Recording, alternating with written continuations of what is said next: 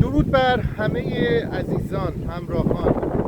فیض خداوند با شما. امروز یک ویدیوی بسیار مهم ولی کوتاه رو با شما شیر خواهیم کرد. راجع به 2 تا 3 تا موضوع به صورت فشرده میخوایم امروز صحبت کنیم. بریم سر اولین موضوع.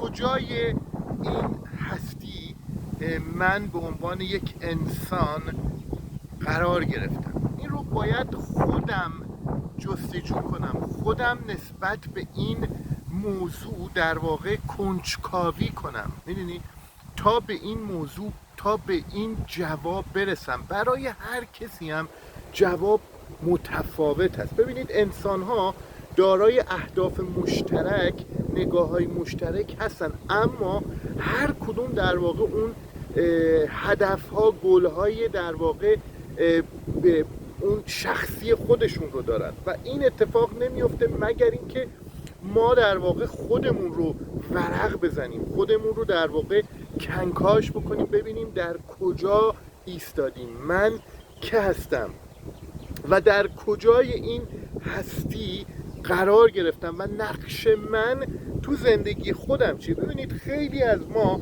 به جستجوی این هستیم که نقش من تو این دنیا چیه، بدون اینکه قبلش به این بپردازیم که خب نقش من توی زندگی خودم، توی تصمیمات خودم، توی جهت‌دهی به افکار و باورها و اعتقاداتم چیست. این خیلی مهمتره. ببینید، شما باید اول بیای توی اشل خودت، یعنی این اشل شخصی، پریوات خودت، در واقع همه چیز رو کنکاش کنی، کنجکاوی کنی، واکاوی کنی و بهش برسی، به اون عمق هسته وجودی خودت، یا حداقل به یک شناخت نسبی برسی، تا بیای بعد تازه حالا اشل‌های یه خورده از خودمون بزرگتر رو در واقع بهش بپردازیم. وقتی به خودت میرسی، در واقع به خودت رو نسبت به خودت کنجکاوی میکنی.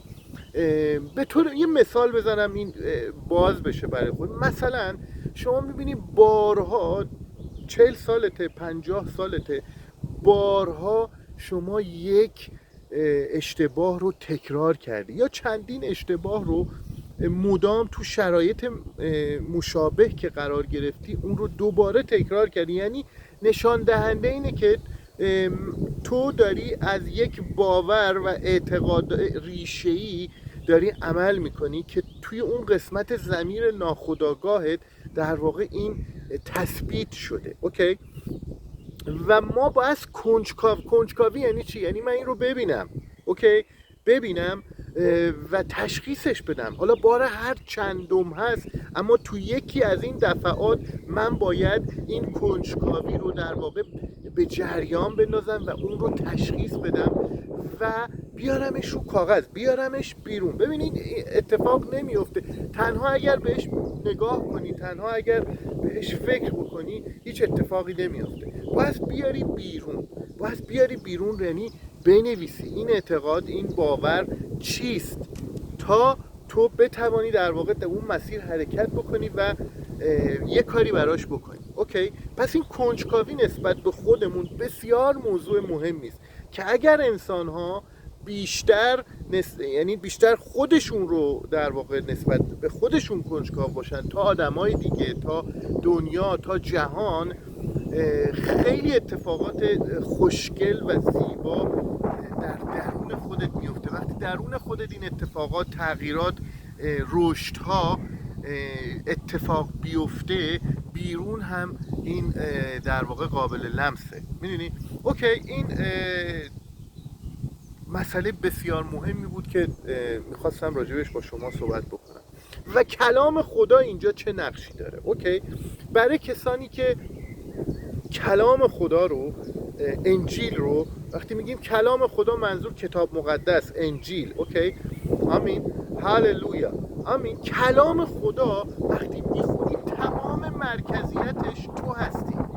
یعنی ابتدا میخواد تو رو به خودت برسونه، در تو اون روحی که خداوند فرستاد به پری ساکن شده، روح القدس، آمین.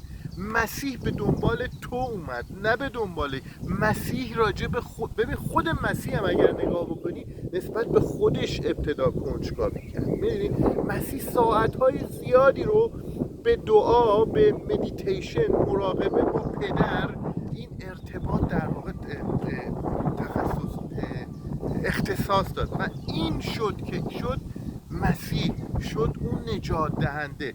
یعنی توانست اون مأموریت جهانی، مأموریت بزرگ رو برای تمام جهان انجام بده.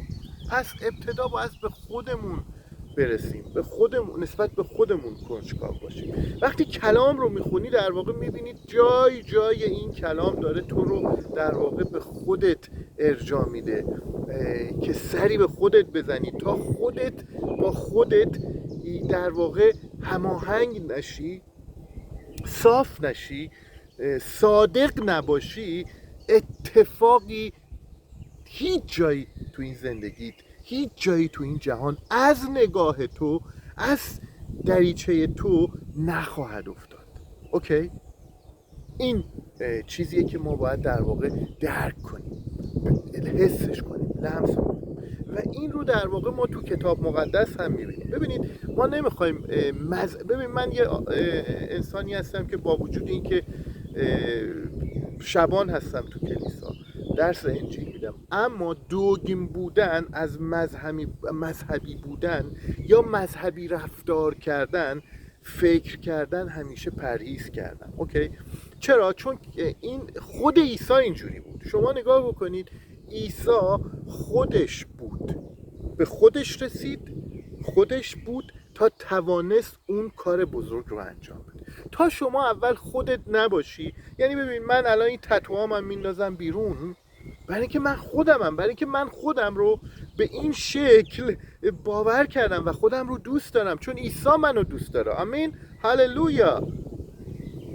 پس این خیلی مهمه. شاید یه زمانهایی بود اوایل که من ایمان آورده بودم، میرفتم کلیسای موضوع که میگم مال 12 سال 10 سال تا همین 5-6 سال پیشم بود، مثلا آستین بلند میپوشیدم، به خصوص وقتی تو کلیسا میخواستم موعظه کنم یا درسی داشتم به صورت آنلاین، عزیزان یادشون هست، سعی میکردم در واقع تتوام بیرون نیاد. فکر میکردم که آدم ها، یعنی یه کشیش، یه شبان، یه معلم کتاب مقدس بدون تتو موجه تره، بدون تتو بیشتر بهتر شنیده میشه. اوکی؟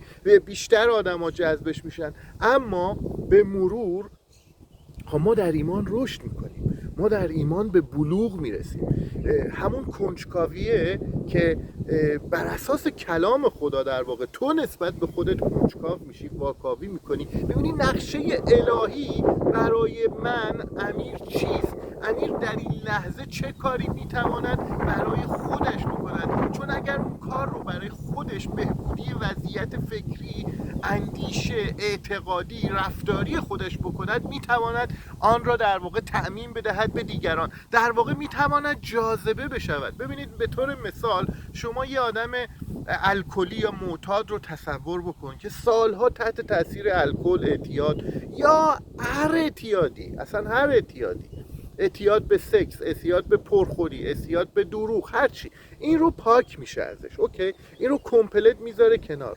حالا نه تو اون 6 ماه اول، 1 سال اول، ولی بعد از 2 سال، 3 سال، هر چه زمان میگذره، هر چقدر اون تو بهبودیش هم، خب همزمان شما نمیتونی توی مسیر خودت رو حفظ بکنی، پاکیت رو، بدون اینکه بهبودی داشته باشی. اوکی؟ تمیزی از اون ماده یک قسمتی است، ولی بیشتر اینه که چه عواملی، چه اتفاقاتی، چه اعتقاداتی، چه اندیشه هایی، چه شرایطی، اوکی، باعث میشد که تو بری مواد بزنی، تو بری سکس کنی، تو بری خیانت کنی، تو پرخوری کنی. اوکی؟ خب اینهایی که تو این در واقع انجمن‌های 12 قدمی هستن، باید این بهبودی رو درونشون در واقع به جریان بندازن. شما میبینی بعد از یه مدت که خانواده، اول خانواده، نزدیکا، کسایی که با اینا زندگی کردن و دارن زندگی میکنن، اینا تغییرات رو زودتر از خب همسایه، کسایی که کمتر باشون وقت میگذرونن میبینن، اوکی، حس میکنن و جذب میشن. بسیاری من دیدم وقتی از تجربهشون صحبت میکنن، خود من، بسیاری میان سراغ من میگن تو چی کار کردی؟ چی کار کردی؟ به منم کمک کن. من هیچ صحبتی باشون نکردم، من فقط در واقع خودم رو در واقع کشیدم جلو. همین، من فقط به خودم رسیدم، کنجکاو به خودم بودم. دیگران خودشون میان سراغت میپرسن، علامت سوال ها برای اونها تیکش زده میشه، اوکی. و اونجاست که تو میتونی نقشت رو نسبت به خانوادت ایفا بکنی، نقشت رو به نسبت به همسایت، همونی که کلام خدا میگه، اوکی. وقتی تو میگه به خدا محبت کن، ببین حکم خدا چیه؟ میگه به من، به خدای خودت رو محبت کن، فقط خدا رو بپرست، ستایش کن. ببین درون توست، عیسی درون توست، توی قلب توست، آمین. خانه عیسی، معبد عیسی در قلب توست. روح القدس رو چی میگه خدا؟ میگه من میرم. عیسی وقتی به آسمان دست راست پدر با ابرها برده شد، گفت من میرم، ولی اون مدافع، اون روح راستی، اون هادی، اون هدایت شونده رو، اون معلم رو، آمین، اون محافظ رو برای شما میفرستم به پری در شما ساکن شود. یعنی چی؟ یعنی ما الان معبد خداییم، اوکی. و این یعنی جلال. وقتی میدی به این، در واقع خودت رو داری رشد میدی، خودت رو داری در واقع بلند میکنی، ارتقا میدی، اوکی. و بعد به همسایت، و بعد میتونی به همسایت محبت کنی، اوکی. رحم بکنی. اول باید به خودت رحم کنی، اول باید خودت رو دوست داشته باشی تا بتونی به همسایت، به دیگران محبت بکنی. اما یه چیز خیلی مهمی هم هست داخل پرانتز که اینو راجبش تو بحث خدمت میگه وقتی حالت خوب نیست، خب زمانهای بسیاری بوده هممون حالمون خوب نبوده و شاید اینو تجربه کردیم، وقتی رفتی به یک دیگه کمک کردی، اوکی، یعنی مشکل خودت رو گذاشتی کنار، اصلا بهش فکر نکردی، رفتی دست یکی دیگر رو گرفتی، بهش کمک کردی، بهش محبت کردی. وقتی اومدی برگشتی به خودت، میبینی اون مشکل، اون استرس، ترس، نگرانی کجاست؟ رفته. ببین اینم یه فرمول مهمیه که راجبش صحبت خواهیم کرد. پس این موضوع بسیار مهمه، ما خودمون رو در واقع پیدا بکنیم و نسبت به خودمون عمیق بشیم، اوکی، نترسیم. ببین ترس چیزیه که باید بری توش، تا نری توش ترسه، وقتی بری توش دیگه ترس نیست، اوکی. راجع به این تو جلسه بعد صحبت کنیم.